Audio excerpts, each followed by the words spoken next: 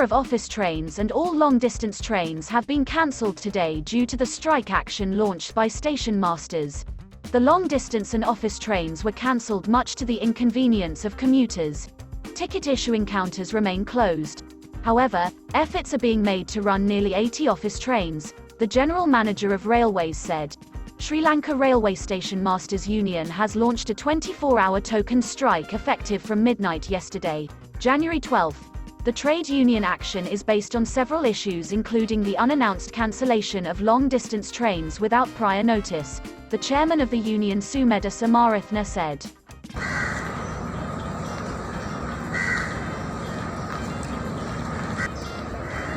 අපි ආවේ උදේ ට්‍රේන් එකකට වියංගොඩින් ආවා කොච්චර ටිකටුත් නැතුව ආවේ ටිකටුත් නැහැ අපි දැන් මෙතනට ඇවිල්ලා අපි දෙහිවලට යන්න ඕන දැන් ට්‍රේන් එකක් නෑ